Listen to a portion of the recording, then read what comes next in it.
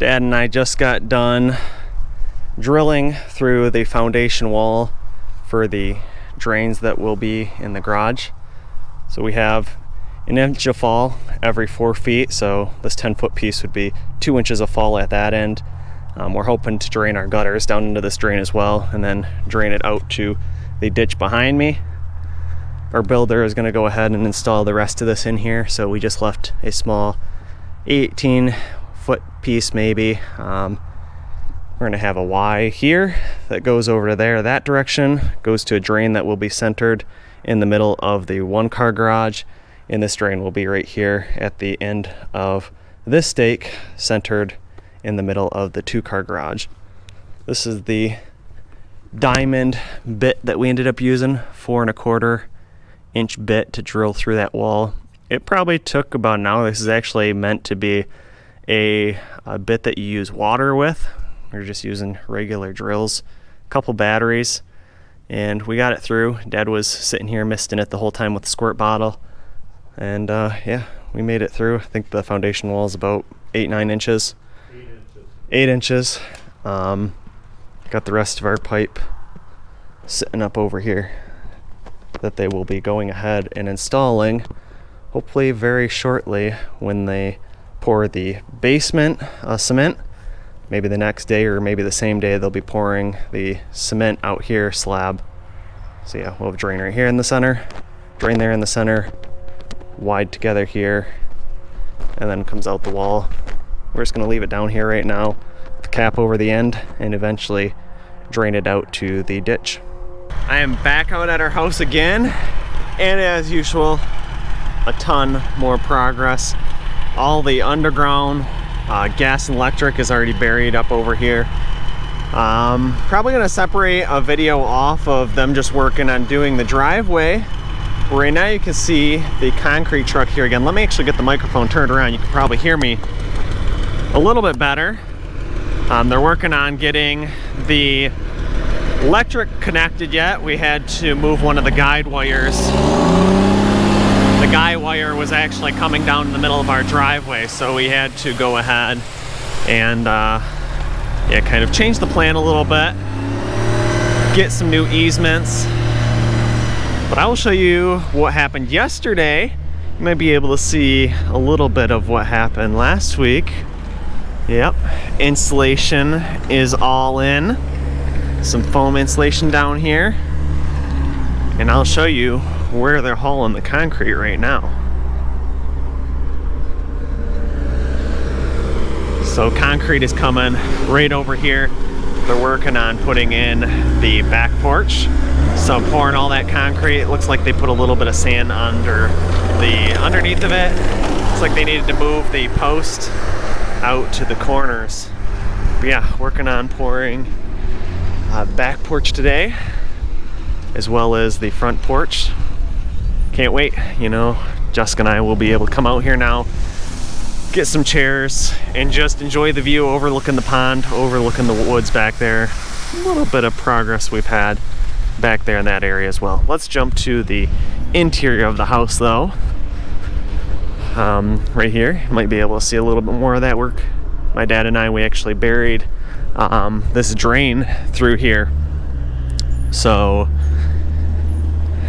we went ahead, we bored through the concrete, ended up putting a 45-degree, this is all like SDR 35 4-inch pipe over, ran it down to there. Eventually we're going to connect it into hopefully the gutter downspouts and run that all to the ditch draining on this side of the house.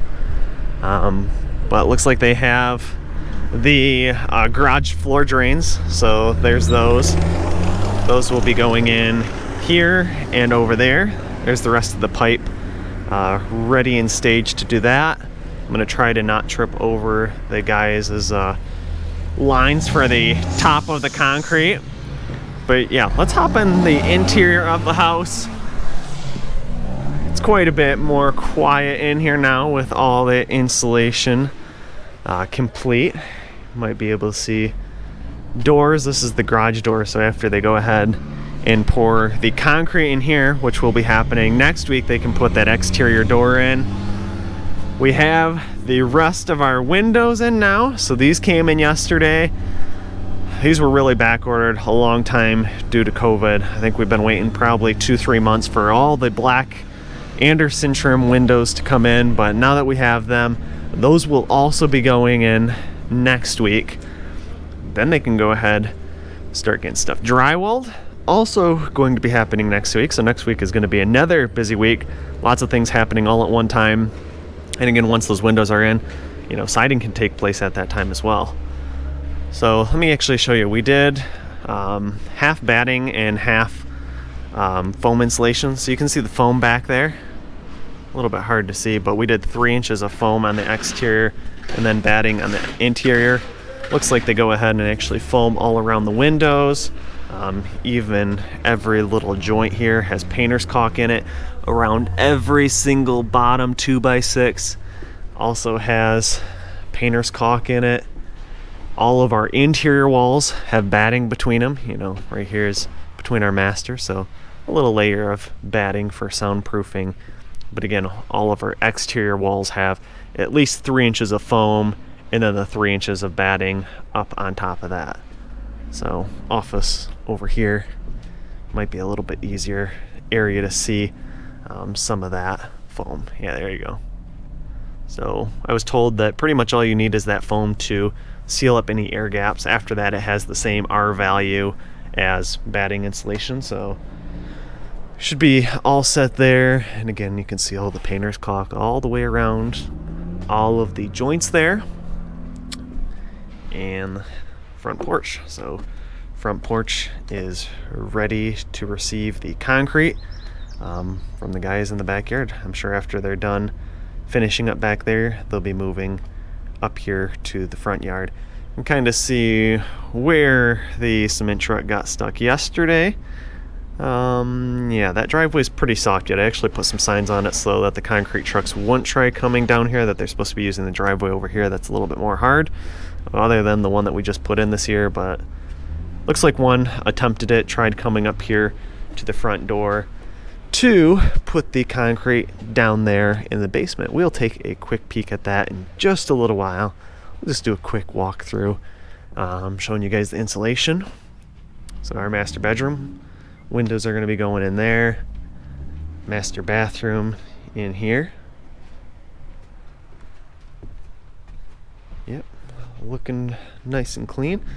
Actually looks like the floor is cleaner than when I was in here last. Maybe someone came in and vacuumed it, either that or the wind just blew everything out. All these marks on the ground in orange are for the can lights in the ceiling, as well as where there's receptacles, so when they go ahead and drywall, they don't lose any of those behind any of the drywall. So up to the upstairs, again, some bedrooms. Looks like they have some notes on here of don't stack board on this wall, so I'm guessing don't stack the drywall on there, because that wall probably is not good to support a load. Some of the batting has came on the inside again before they go ahead and start drywalling. They'll be putting that all back up in place. Our upstairs bathroom up here, it's a little bit darker to see anything up here, so I'm not going to spend a whole lot of time, but once these windows go in, this will be looking a lot nicer. Alright, let's go ahead and jump down into the basement, take a quick look at how that concrete is setting up that they poured last night. Really exciting. Can't wait to see some of this drywall going up. You can see a little bit of it staged here. So down into the basement. I'm not going to walk on this. I'm not sure how long it takes to set up. It's probably fine. I'll talk to the guys before I leave and see, would this be fine to walk on, or should it cure a little bit longer? Looks like they got the windows up down here, opened up. Here's our rough plumb bathroom over here. Rough plumb wet bar. Crocs are over there. But yeah, looks like the cement in the basement turned out really nice. To do this, they actually had literally chutes like they use on the cement trucks coming down the stairs, dumping the concrete through the doorway there in the garage, and funneling it down into this basement. So it was quite a process by the looks of it, of the pictures that I saw. But the areas that they were able to just bring it in, looks like they just cut a hole right here in front of the garage door, and then they were able to just dump most of that concrete straight down through there. I'm not sure how they did it, if they just did this half of the basement down there and then shifted over to dumping down the stairways to do the second half of the basement over there. Steam out there. Looks like they're just about ready to finish up the back porch area. I'm gonna go talk to them real quick, and then we'll be heading out, checking out the pond, and then we'll make a stop over there on the other side of the ditch, checking out our other side of the property. Just a quick shot from the front of the house. So concrete truck just got done. Looks like coming up to the front porch. Looks like they already got all that poured. Sunk a little bit, but not too bad on the clay. And looks like they're going ahead and pouring the window wells, the egress windows. But yeah, see how nice the front porch looks. I came back here a little bit later in the day. Jessica's on her way out here now. Check out the basement, check out all the things that have been done this week. Looks like they got the drains installed. So nice catch basin drains that any dirt in this garage will actually go to the bottom of those. And then it should go right where we had it drawn out and kind of dug out, that the Y should be somewhere in that area before it goes out the concrete wall, the foundation. So those are exactly where we wanted them. Can kind of see the line of where the floor will be poured. And yeah, that drain just comes out, comes right over to this corner. And you can take a look at the back porch. Looks really nice. Look at all the nice lines they brushed in this, all nice and straight. The top is just being held up, the back porch, by these temporary posts right now. So after this sets up, they should be able to go ahead and put the permanent post back up there on the top of that concrete. And then over here, looks like they have our egress windows all set up with the drains in those as well. So that drain, if you remember back to when they installed the tile, this is perforated tile below this drain, just gets ran right along the sock tile that's on the outside of the foundation. So that kind of just goes straight along it, runs right next to it. So any water that comes in this egress window will just drain down in there, end up in that sock tile, and then end up going into our crock anyways. And then that will drain out the gravity drain. Same thing with this window. So same thing, they got that drain down in there, ready to be poured. That must going to be poured when they do the garage as well. And here's what the front porch looks like. So again, really happy with the way this has turned out. It's like they got the lines going in this direction, even on the sides. Hopefully, I think we're probably going to be bringing in some more fill on the back porch. I don't want to have to take a big step off to get to the ground level here though. I think Jessica only wants like maybe one step up, so this will be about right. This will be probably the perfect height to have one step here, and then you end up on the front porch. And yeah, looks like they got everything set up for, again, pouring the garage. You know, the Tyvek on the side of the house has really went through quite a bit. Wind's usually coming from this direction, so it comes around the side of the house and tears it up quite bad.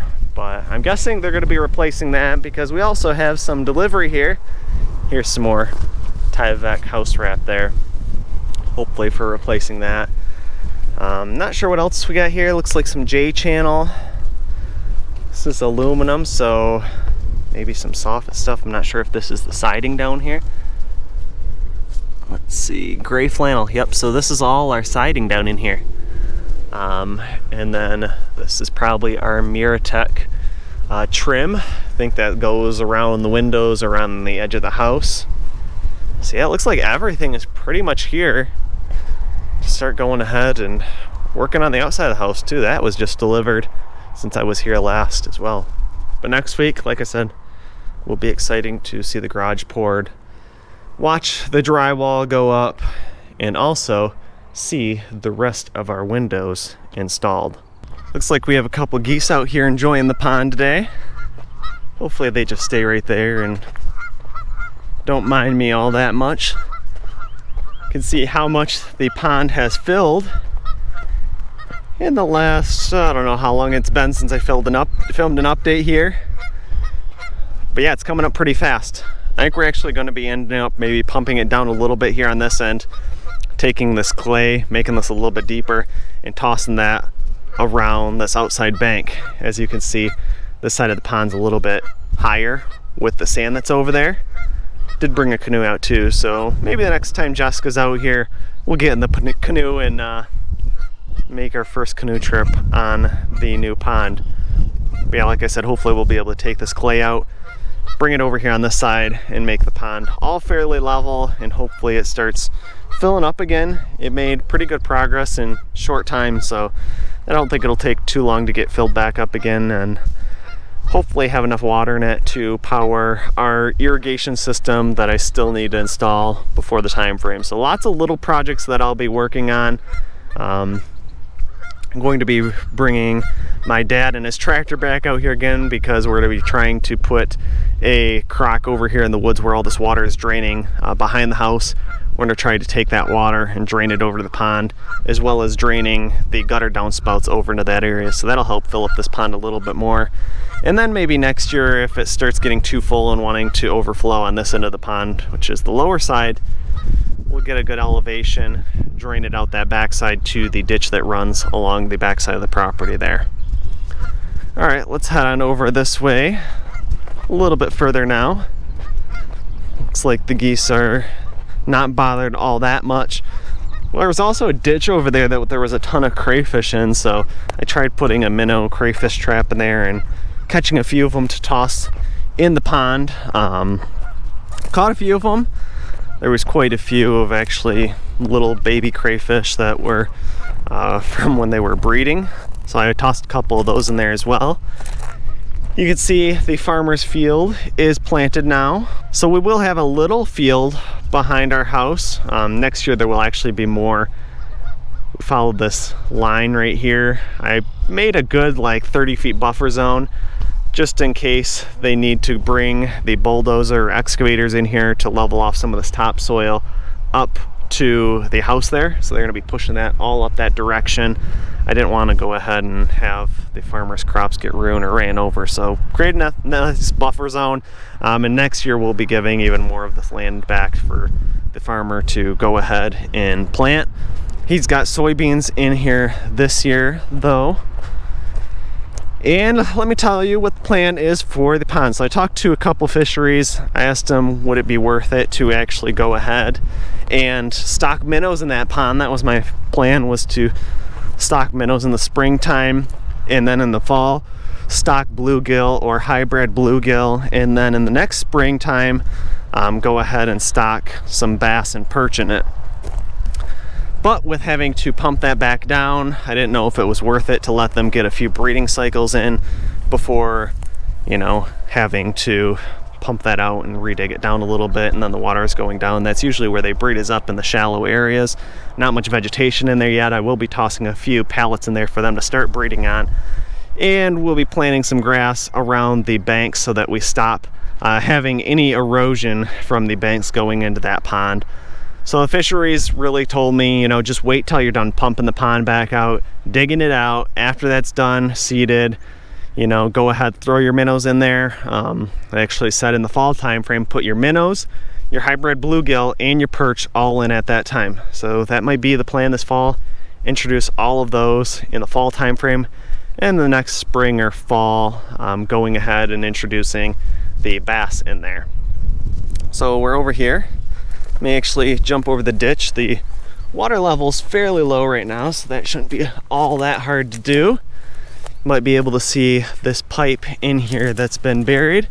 I'll tell you what the plan is for that, as long as I can stay out of the poison ivy that is all along the bank up in here. couple tiny raspberries as well. But that pipe goes right through this bank. My plan is eventually to go ahead, put a block valve on that end, and be able to pump some of that water out of the ditch back into the field and flood this area for hunting. So waterfowl hunting and being able to have a flooded, soybean or cornfield in this area. This, where all this weeds is usually farm field as well. Hopefully you can hear me. It's actually pretty windy out here today. The farmer did not plant that though. He told me it's just not wide enough for him to get down there and swing back around. He will run over too many crops. He's planted it in the previous years, so apparently he's just got bigger equipment now and not able to plant that area. But maybe in the fall time frame, we'll let him rip it up, work it up, and maybe plant it next year. For this year, he pretty much stopped planting. Right here, you can see the line where the soybeans were planted over here. This area is where we took the sand out of. All the sand went for fill around the house. And yeah, that's why we didn't have him plant this year, because we didn't want to have to come in here, rip up all the crops, the corn that he had planted here last year, if we needed to start working on the house sooner, and take some of that fill from here. So Finney Trucking did a phenomenal job coming in here, leveling off all the topsoil that we had left off here, that we stripped off the top when the sand was pulled out. You can see it's a little dry in here yet. That was another reason the farmer didn't want to plant this area up in here, is because the ground is not solid yet. They bring a fully loaded combine in here this fall. They could fall through and sink the combine, which would not be good. So yeah, like I said, this area is all leveled off now. Usually the farmer would probably plant right across this end here. So this whole wide open area, got an idea of what I want to do for that. But before I tell you about that, let me show you our apple tree. So I pruned this apple tree up quite a bit this springtime, and looks like it's doing good. It's came back out. It has been trimmed quite a bit. It was overgrown a lot, so I tried watching some YouTube videos and doing a DIY trim job on it. Hopefully after this year it bounces back, starts getting some of those limbs that are going straight up versus some of those that are coming off the side. But it looks like, of course, all the apple blossoms are already gone. You can see just a couple of these remaining on there. Hopefully the bees did their job pollinating those, and we will get a couple apples this year out of it. I think last year that produced about 3. They weren't too bad. I tried one of them. There was a few worms in them though, so probably not going to worry about it all that much this year. Maybe next year I'll worry about spraying them. But the springtime also discovered another apple tree that's right here. So this one you can tell I have not pruned. It's underneath a cherry tree and looks like an elm tree here, so it's trying to grow out that way to get out of the shade. I don't think this produced any apples last year. We'll see what it does this year. If it produces any, then maybe I'll go ahead and trim it up next springtime and try to make it grow apples a little bit better. But anyways, the plan for this area right in here where the farmer will not be growing crops, I got some clover seed, so in a little while I'll probably be going back out here, throwing down some of this clover seed all in this area, and then hoping that that grows. Wanted to produce a nice cover crop here for the deer to be able to eat, and any of the wildlife in this area. This area has always kind of been really no trees growing in here. Usually there was some raspberry bushes growing right here off this point last year. They weren't great either. They were really hard to pick, but they still tasted good. So I think those are gone now though. Those have been bulldozed over and leveled off in here. I'm sure there will be a couple that come up in here. But yeah, that's kind of an update on what's been happening here. I know it's been kind of a long update, so probably go ahead. Probably not going to fly the drone today.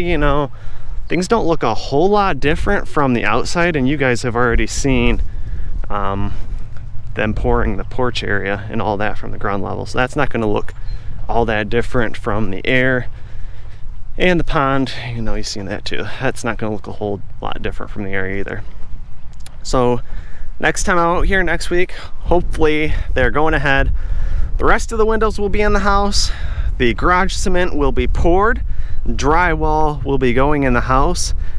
And yeah, a lot more progress and going on. And then after that drywall's in, you know, they could probably jump back to doing some of that final electrical, HVAC, plumbing, and then maybe on to paint. I'm not sure what else is really after that, but it's going to start going really fast. If you've enjoyed this video, make sure you go down below, hit the like button, make sure you're subscribed to the channel, and leave any questions and comments you have down below. And until the next one, I'll see you then. Thanks for watching, and make sure you hit the thumbs up button if you enjoyed this video. Also, make sure you subscribe so you don't miss the next videos I will be posting, and leave your questions, comments, and suggestions below.